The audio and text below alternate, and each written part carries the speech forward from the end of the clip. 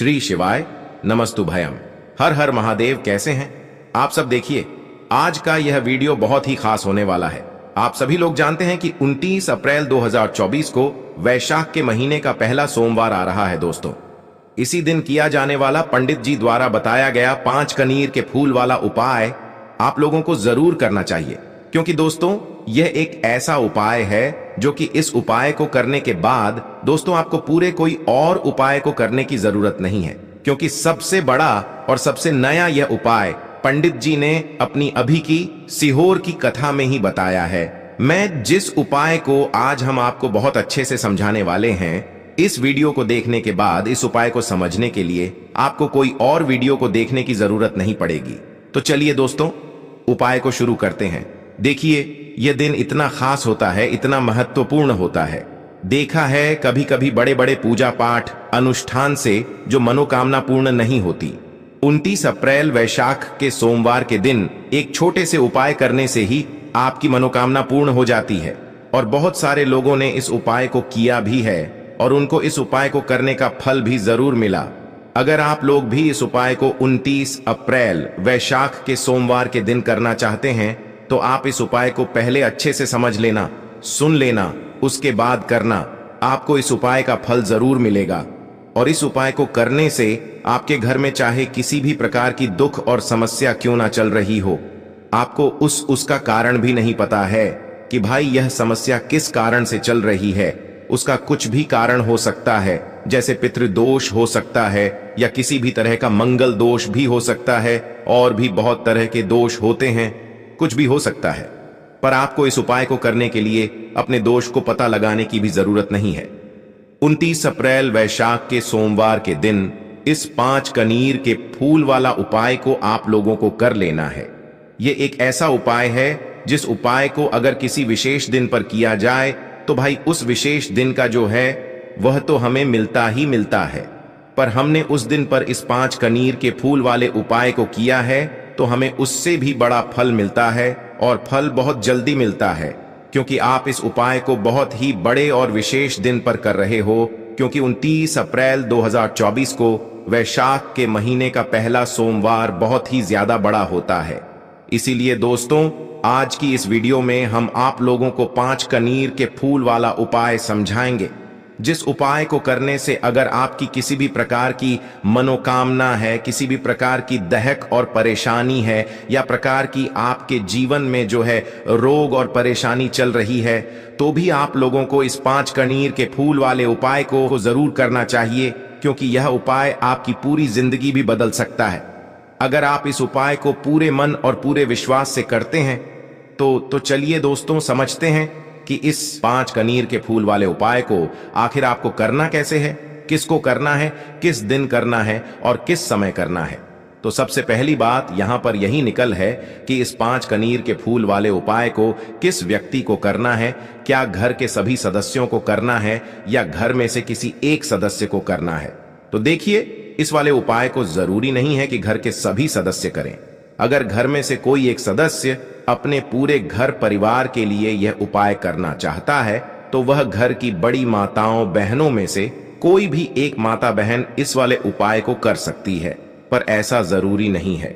अगर घर में सभी सदस्यों की कुछ कुछ मनोकामना है, कुछ कुछ दहक और परेशानी है, जो कि अपने लिए मांगना चाहते हैं भगवान शिव जी से, तो भाई आप इस 5 कनीर के फूल वाले उपाय को सिर्फ अपने लिए भी कर सकते हो।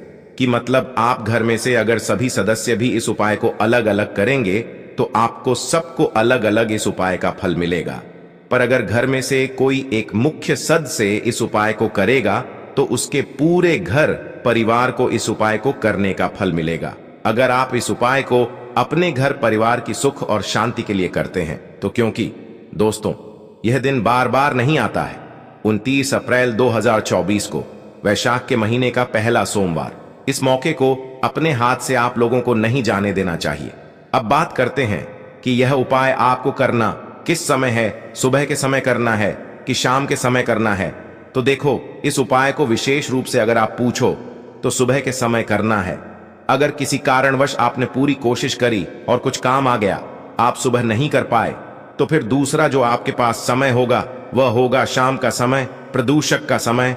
इस समय भी आप लोग इस वाले उपाय को पर मुख्य कोशिश आपकी सुबह के समय की होनी चाहिए।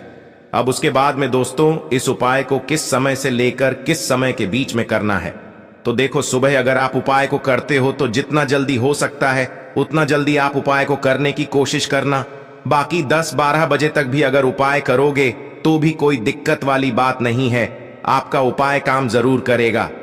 उसके बाद में दोस्तों, अगला जो शाम का समय होगा, इस शाम के समय में आप शाम की 6 बजे से लेकर 7 बजे के बीच में भी इस उपाय को कर सकते हो, और 7 बजे से लेकर 8 या 8:30 के बीच में भी इस वाले उपाय को कर सकते हो, पर 8 से पहले भले आप लोग इस वाले उपाय को कर लेना।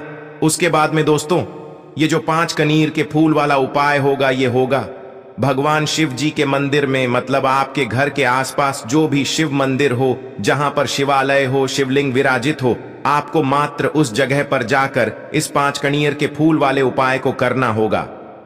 अब ये बात तो आप सभी समझ गए होंगे कि भाई आपको यह उपाय कहां पर करना है, किस समय करना है, किसको करना है।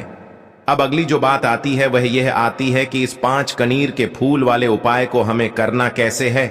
देखो, जो उपाय करेगा वही उपाय की पूरी तैयारी भी करेगा, इसीलिए 5 कनीर के फूल हैं। अब देखिए दोस्तों, आप लोग यह भी समझते होंगे कि कनीर के फूल भी तरह के आते हैं, तो यहां पर हम आपको बता दें कि इस उपाय में सिर्फ पीले कनीर के फूलों की आपको आवश्यकता पड़ेगी, और यह फूल आपको बहुत आसानी से मिल जाएंगे।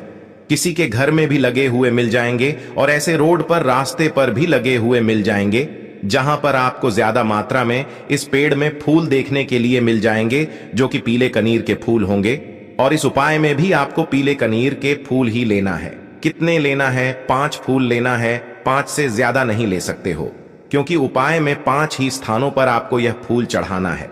अब ये 5 पीले कनेर फूल जैसे ही आप लोग ले लेते हो, देखो, अगर आपको सुबह सुबह जल्दबाजी में मतलब फूल ना मिले तो आप एक दिन पहले भी अपने घर में मतलब 5 कने के फूलों को लाकर रख सकते हो।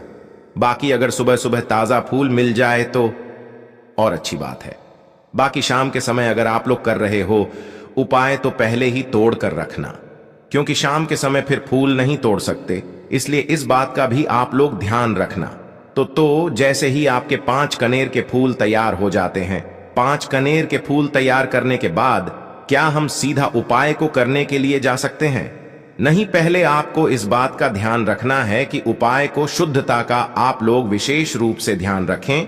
उसके बाद में सीधा आप लोगों को 5 कनीर के फूल लेकर नहीं जाना है, उपाय को करने के लिए नहीं जाना है। उससे पहले आपको कुछ पूजन सामग्री भी अपने साथ में जरूर रखना है, क्योंकि जब भी हम कोई उपाय करते हैं तो हमें कभी भी यह नहीं दर्शा चाहिए भगवान के सामने कि हम आपके पास आए हैं तो सिर्फ अपने फायदे के लिए आए हैं, अपने उपाय को करने के लिए आए हैं, बाकी हम ऐसे नहीं आते। तो इसीलिए ये बात मतलब भगवान के सामने ना जाहिर हो, इस वजह से आप लोगों को मात्र करना ये होता है कि उपाय को करने के साथ साथ में पूजन कुछ सामग्री भी अपने साथ में जरूर लेकर जाया करो, भले ही वह कम से कम 1 लोटा जल ही क्यों ना हो, 1 दीपक ही क्यों ना हो।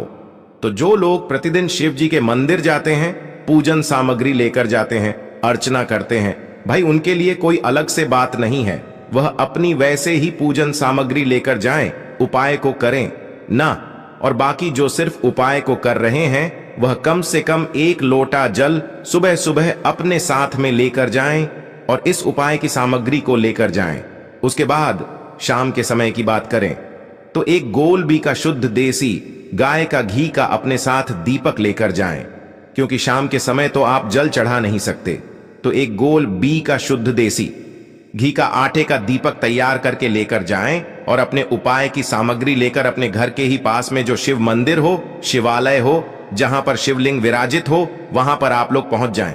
वहां पर पहुंचने के बाद दोस्तों, आप लोगों को क्या करना है, मात्र यह करना है कि जैसे ही शिव जी के मंदिर में आप जैसे ही प्रवेश कर जाते हो, चाहे सुबह इस उपाय कर रहे हो, चाहे शाम को कर रहे हो, दोनों समय नहीं करना है। किसी भी एक समय को चुनकर उस समय आप लोगों को यह वाला उपाय इस 29 अप्रैल वैशाख के सोमवार को करना है। तो उसके बाद में सबसे पहले आपको भगवान शिव जी के दर्शन करना है, जाते से ही उपाय नहीं लग जाना है। पहले भगवान शिव जी के सामने हाथ जोड़ना है, उनके दर्शन करना है और उसके बाद में भगवान शिव जी के मंदिर के अंदर प्रवेश करके आप अपने साथ में जो सबसे पहले एक लोटा जल लेकर आए होंगे, अगर सुबह के समय उपाय कर रहे हैं तो एक लोटा जल तो आप जरूर लेकर जाएंगे। तो भाई सबसे पहले जाकर आपको एक लोटा जल चढ़ाना है। उसके बाद में जो भी आपकी पूजन सामग्री है, जिस सामग्री से आप भगवान शिव जी के पूजन करना चाहते हैं, उन सारी सामग्री से पूजन आप लोग कर दीजिए। और जो सिर्फ एक लोटा जल लेकर आए हैं वह अपना एक लोटा जल चढ़ा दीजिए। एक कम से ध्यान दीजिएगा किस कर्म से आपको करना है। आपको वह जल जो है वह जलधारी पर यहां पर आपको समर्पित करना है, एक धार से और यहीं से इस जल को देते हुए लेते हुए जैसे जैसे पेन चल रहा है इस तरीके से माता रानी के हस्त कमल के चारों तरफ से घूमते हुए शिवलिंग के ऊपर समर्पित करना है। जल चढ़ाने का भी एक कम होता है महाराज, जो गुरुदेव ने कई बार अपने कथाओं में बताया था। हर चीज का नियम है, सृष्टि भी एक नियम से चल रही है। इस नियम से आपको यह उपाय करना होगा। जलधारी से आपको जल की धार लगानी है और उसे आगे बढ़ते हुए माता रानी के हस्त कमल के चारों तरफ घूमते हुए शिवलिंग पर पूरा एक लोटा शुद्ध जल आपको समर्पित कर देना है। उसके बाद आपको अपने दाहिने हाथ में इस एक कनेर के पुष्प को लेना है और इसे 5 जगह पर आपको टच करना है। कौन सी है वह 5 जगह, तो एक एक करके ध्यान से सुनते चले जाएगा, समझना की कोशिश कीजिएगा। आप सबको पता है शिवलिंग पर ही पूरा का पूरा परिवार महादेव जी का विराजमान होता है। सबसे पहले जो आपको टच करवाना है वह गणेश जी के स्थान पर टच करवाना है, जो कि यह वाला हिस्सा होता है। सदानंद कार्तिकेय जी के स्थान पर टच करवाना है। पर माता अशोक सुंदरी के स्थान पर टच करवाना है। नदी बाबा के जो मस्तक है इस मस्तक पर टच करवाना है। उठे वाले पेड़ पर टच मत करवाना, गलती मत करना, मस्तक पर टच करवाना है। मस्तक पर टच करवाने के पश्चात यह हो गया जय विजरा, शामली वाली डोली और देव, इस मटकी पर आपको टच करवाना है, जहां से तप तप जो बूंद जो है महादेव जी की शिवलिंग पर समर्पित होती रहती है। ये 5वें नंबर पर, चाटे नंबर पर आपको को टच करवाना है। कहां पर? यहां पर माता रानी के हस्त कमल पर आपको टच करवाना है, ठीक है। और को मिला हुआ भाग रखना है आपके विपरीत दिशा में, और जो दांडी का मुख रखना है वह रखना है आपकी तरफ। अगर आप इधर की तरफ खड़े हुए हो तो दांडी का मुख रहेगा आपकी तरफ, मिला हुआ भाग आपसे विपरीत दिशा में रहेगा। शिवलिंग के ऊपर जो एक पीला कनेर का फूल 29 अप्रैल वैशाख के सोमवार दिन समर्पित कर देता है ना, उसके जीवन में कभी भी कोई समस्या नहीं, शक्ति है।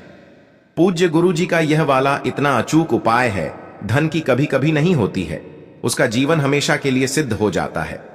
पूज्य गुरु जी का यह वाला उपाय बहुत ही ज्यादा खास हो चुके, जरूर कीजिएगा। आपको दूसरे नंबर का जो फूल है कनीर का, वह है मतलब कार्तिकेय जी वाले स्थान पर समर्पित कर देना है।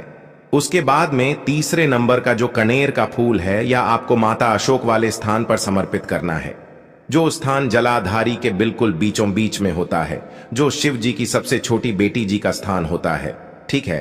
तो खिला हुआ भाग शिवलिंग की तरफ ही करना है और दंडी का भाग, पीछे वाला भाग फूल का, वह जलाधारी की तरफ ही करना है। इस तरीके से आपको जलाधारी के बिल्कुल बीचों बीच में ये तीसरे नंबर का फूल समर्पित कर देना है माता अशोक सुंदर जी वाले स्थान पर, ठीक है। उसके बाद में दोस्तों चौथे नंबर के फूल की अगर बात करें तो ये चौथे नंबर का फूल आपको जो है उस स्थान पर समर्पित करना है जहां पर शिवजी की 5 पेटी का स्थान होता है। मतलब शिवलिंग के ऊपर आपने एक जल पात्र टंगा हुआ देखा होगा, जिससे बूंद बूंद कर शिवजी की शिवलिंग के ऊपर जल टपकता रहता है, ठीक है। जिस पात्र के अंदर शिवजी की 5 पेटियां का स्थान होता है, जिन पेटियां का नाम है जया विष हरा शामली बारी तात्री और देवी। इस नाम को आपको ध्यान रखना है या लिखकर रख लेना है, क्योंकि यह चौथे नंबर का जो फूल है इसको चढ़ाते समय आपको शिवजी की 5 पेटियां का नाम स्मरण कर लेना है। कोशिश करना स्मरण कर लो, नहीं भी करोगे तो भी कोई दिक्कत वाली बात नहीं है, हम आपको वापस से बता देते हैं। जया विष हरा शामली बारी दौतरी और देहना, इन 5 पेटियां का नाम लेकर उस पात्र के अंदर ये चौथे नंबर का फूल आप लोग समर्पित कर देना है, ठीक है। अगर वह पात्र टंगा हुआ हो तो शिवजी की 5 पेटी का नाम लेकर ही जो है मतलब ये जो फूल है चौथे नंबर के या जलाधारी के ऊपर ही समर्पित कर देना। माता जगदम्बा जी के हस्त का मतलब शिवलिंग के आसपास कहीं पर भी जलाधारी के ऊपर है ना, ये चौथे नंबर का फूल आप समर्पित कर देना। उसके बाद में 5वें और आखिरी नंबर का जो कनेर का फूल रहेगा, ये आपको शिवलिंग के ऊपर समर्पित करना है।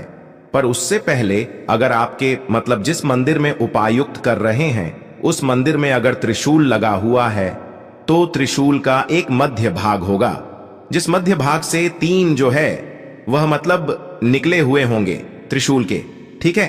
तो उस मध्य भाग पर अगर हो सके त्रिशूल अगर आपके मंदिर में है तो भाई उस मध्य भाग से इस 5वें नंबर के कनेल के फूल को छुआ लेना या स्पर्श करा लेना और इसे सीधा भगवान शिव जी के शिवलिंग के ऊपर अपनी मनोकामना को करते हुए चढ़ा देना। खिला हुआ भाग सामने की तरफ होगा, मतलब जलाधारी की तरफ होगा, और डंडे वाला भाग शिवलिंग के पीछे की तरफ होगा, ठीक है। शिवलिंग मतलब फूल के पीछे वाला भाग शिवलिंग के पीछे की तरफ होगा। इस तरीके से आपको इस 5वें नंबर के फूल को शिवलिंग के ऊपर चढ़ा देना है। अगर त्रिशूल नहीं है तो आप सीधा जो है इस फूल को मतलब भगवान शिव जी के शिवलिंग के ऊपर अपनी मनोकामना को करते हुए चढ़ा दो, भगवान से प्रार्थना करते हुए चढ़ा दो, ठीक है। मनोकामना ना विशेष बोल देना, जिस मनोकामना के लिए आप लोग अपना यह वाला उपाय कर रहे हो, बस दोस्तों यहां पर यह वाला उपाय पूरा हो जाता है। दोस्तों आपको यह वीडियो कैसा लगा कृपया कमेंट करें और पंडित प्रदीप मिश्रा के नए वीडियो पाने के लिए इस चैनल को सब्सक्राइब करें। स्वस्थ रहे मस्त रहे, अगले वीडियो में फिर मिलेंगे। धन्यवाद। हर हर महादेव।